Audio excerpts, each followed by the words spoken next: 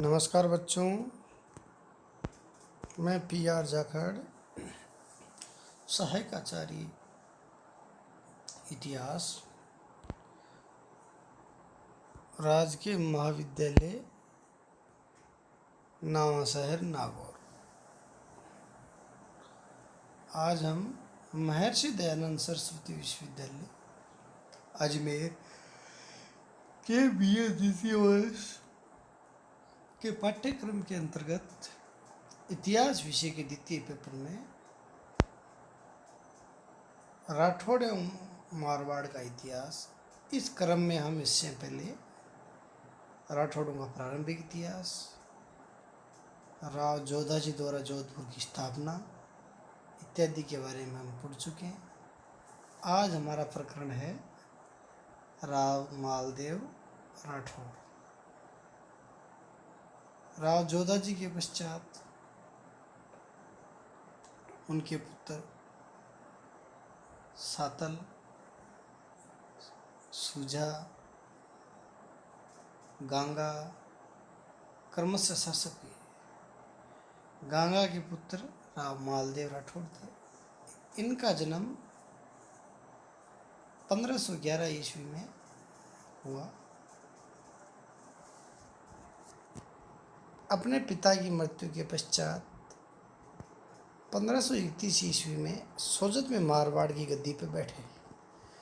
उस समय जोधपुर रियासत या जोधपुर महाराजा के अंतर्गत केवल सोजत और जोधपुर के प्रगणों पर ही अधिकार था। बाकी के प्रगणे जैसे जेतारण, पोखरण, फलोदी, बाड़मेर, कोटड़ा, खेड़, महुआ, शिवाणा, मेड़ता आदि के सरदार आवश्यकता अनुसार जोधपुर को केवल सैनिक सहायता देते थे, परंतु अन्य सभी प्रकार से अपने अधिकृत क्षेत्रों के स्वतंत्र शासक थे। मारवाड़ के इतिहास में राव मालदेव का राज्यकाल मारवाड़ का 100 युग कहलाता है।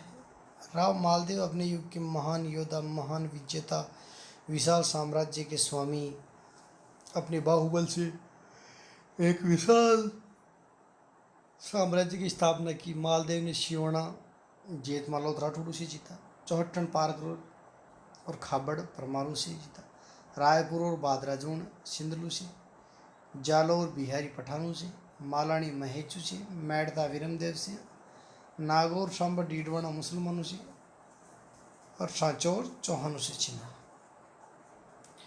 जोधपुर मारवाड़ राज्य में इन सब को छीनकर जोधपुर मारवाड़ राज्य में मिलाया गया। इस प्रकार मालदेव ने विक्रम संवत 1600 ईस्वी तक अपने साम्राज्य का अत्यधिक विस्तार कर लिया था। उत्तर में इनका साम्राज्य बीकानेर एवं हिसार जो हरियाणा में है वहाँ से लेकर पूर्व में बयाना, भरतपुर एवं धौलपुर तक,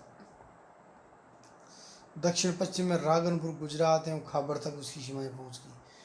पश्चिम में बाटियों के प्रदेश जैसलमेर तक की उसकी सीमाएं छू रही थी। इतना विशाल साम्राज्य न तो मालदेव से पूर्व की राठौड़ शासक के पास था, न ही उसके पश्चात किसी राजपूत शासक ने स्थापित किया।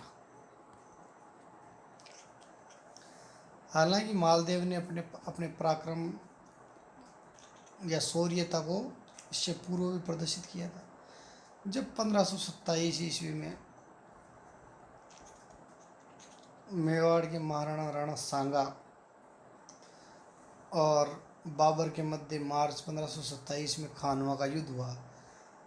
उस युद्ध में भी जोधपुर रियासत के 5000 सैनिक लेके राव मालदेव है वो राणा सांगा के पक्ष में युद्ध करने पहुंचे थे और उन्होंने अद्भुत पराक्रम वहाँ पे दिखाया था।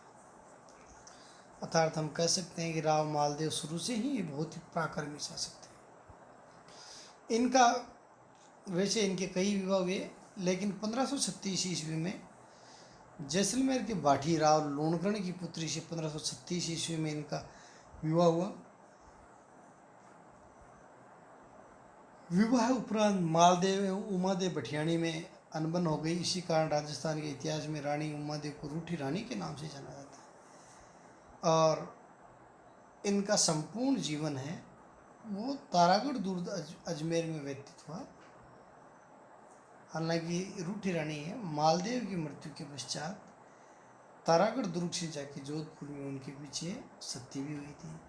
राव मालदेव वीर थे, लेकिन वे स्वभाव से बहुत ही जिद्दी थे। इन्होंने ज़्यादातर क्षेत्र अपने ही सामंतों, जो इनके भाई बांधव थे, उन्हीं से छीना था। इन्होंने 1535 ईस्वी में मेड़ता पर आक्रमण कर मेड़ता राव वीरमदेव से छीना। राव वीरमदेव है वो दुद्दा के पुत्र थे। दुद्दा राव जोधा के पुत्र थे, अर्थात अपने ही वंश के व्यक्ति वीरमदेव से इन्होंने मेड़ता छीन लिया। उस समय अजमेर पे भी राव वीरमदेव का अधिकार था, तो वहाँ भी मालदेव ने अधिकार कर लिया।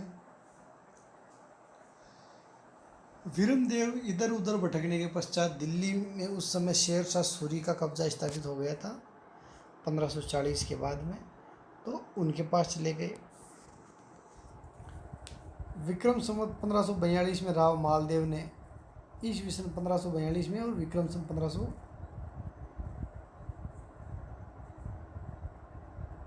में राव मालदेव ने बीकानेर पे हमला किया। बीकानेर में उस समय राव बीकाजी के वंशज राव जैत सिंह वहाँ के शासक थे और साहेबा या पाहोबा के युद्ध में हार गए और वीर गति को प्राप्त हो गया। अर्थात बीकानेर पर भी राव मालदेव का अधिकार स्थापित हो गया। बीकानेर के प्रबंधन का सेनापति कोपा को सौंप दिया। राव जैत सिंह का पुत्र कल्याणमल और भीम भी दिल्ली शेरशाह सूरी के पास चले गए। राव वीरमदेव और भीम दोनों ने मिलकर शेरशाह को मारवाड़ के विरुद्ध कार्रवाई करने की याचिका की। उस समय चौसा के युद्ध में, चौसा जो बिलग्राम का युद्ध था, उसमें हुमायूं शेरशाह सूरी से परास्त हो गया था और दिल्ली पे शेरशाह सूरी का कब्जा हो गया। मारवाड़ दर दर की ठोकरें खा रहा था उस समय। मारवाड़ हुमायूं दर दर की ठोकरें खा रहा था और कुछ समय वह मारवाड़ में भी आया और मारवाड़ के शासक से सहायता प्राप्त करने की याचना की। उसी समय वीरमदेव और राव कल्याणमल अपना खोया हुआ राज्य प्राप्त करने की आशा से शेरशाह सूरी के पास पहुंच गए और उन्होंने मालदेव के विरुद्ध शेरशाह सूरी को आक्रमण के लिए उकसाया।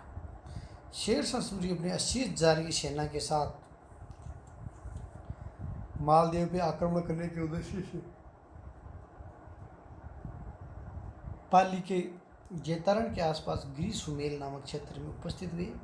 इसे जैतारण का युद्ध, गिरी सुमेल का युद्ध भी कहा जाता है। 1543 ईस्वी में आए। मालदेव महान विजेता था, परंतु उसमें कूटनीति एवं छल कपट का अभाव था और ऐतिहासिक दूरदृष्टि का भी अभाव था। दूसरी ओर शेरशाह सूरी में कूटनीतिक छल बल और सामरिक कौशल अधिक था। दोनों सेनाओं में गिरी सुमेल के मैदान में आमने सामने पड़ाव डरा। राव मालदेव अपनी विशाल सेना के साथ था। राजपूतों की शौर्य गाथा एवं अपने सम्मुख मालदेव की विशाल सेना समूह को देखे शेरशाह सूरी भयभीत हो गया और एक बार तो उन्होंने लौटने का भी निश्चय किया, लेकिन फिर उन्होंने छल कपट का सहारा लिया और इन्होंने शेरशाह सूरी ने जाली पत्थर लिखवाए। जाली पत्थरों में इन्होंने ऐसा दर्ज करवाया कि मैंने 20,000 रुपये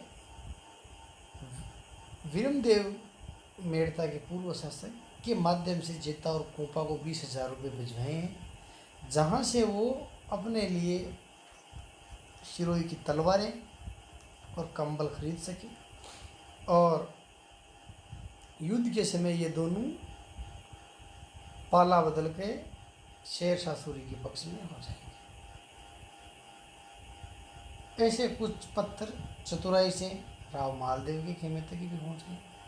जब राव मालदेव ने इन पत्थरों को देखा, इनको पढ़ा, तो उनके मन में अविश्वास पैदा हो गया और हालांकि उनके प्रमुख सेनापति जेता और कोपा ने उनको समझाने की कोशिश की, लेकिन राव मालदेव में अविश्वास इतना बढ़ गया था कि वहाँ से वह रात्रि के समय ही अपनी सेना लेके जोधपुर की ओर निकल पड़े।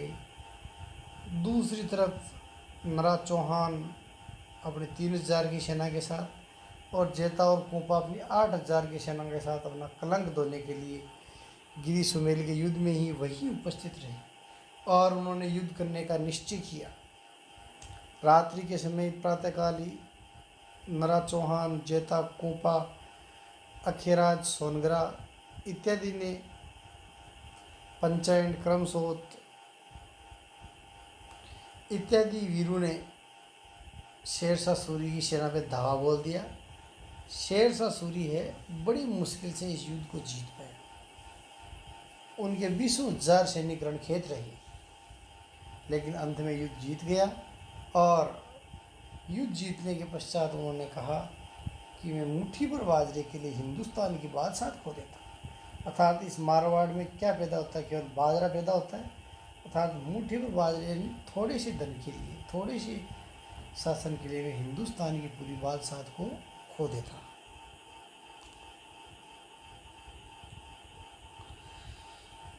इसके पश्चात शेरशाह सूरी ने जोधपुर पर आक्रमण किया। गिरी सुमेल के युद्ध में विजय होने के पश्चात जोधपुर भी कब्जा स्थापित किया।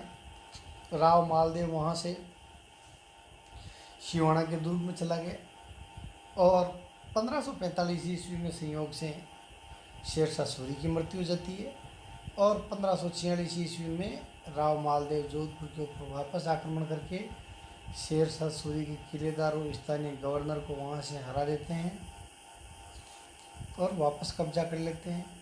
इसके पश्चात वो मेड़ता और अजमेर पे भी कब्जा कर लेते हैं। 1557 ईस्वी तक अपने संपूर्ण खोए हुए क्षेत्र को वापस हस्तगत कर लेते हैं।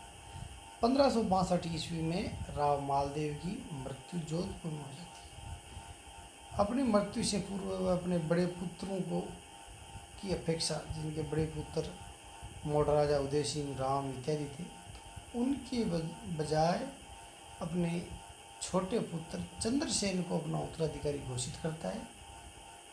और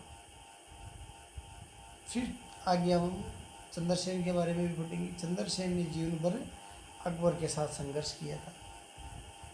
राव मालदेव ने अपने जीवन काल में 52 युद्ध किए और अनेक छोटे बड़े 58 प्रगणों पे इन्होंने अधिकार किया। इन्हें 52 युद्धों का विजेता कहा जाता है। अबुल फजल ने इनको हिंदुस्तान का हसमत यानी ठाठ वाला शासक कहा है और कहा है कि इनके नीचे, झंडे के नीचे लगभग 50,000 राजपूत थे। 50,000 राजपूतों की सेना को ये साथ में लेके चलते थे। इस प्रकार राव मालदेव ने जोधपुर रियासत का बहुत ही अधिक सुदृढ़ीकरण किया, विस्तृत किया, राजनीतिक, आर्थिक, सैनिक दृष्टि से जोधपुर रियासत को मजबूती प्रदान की। आज हमारा चैप्टर इतना ही है।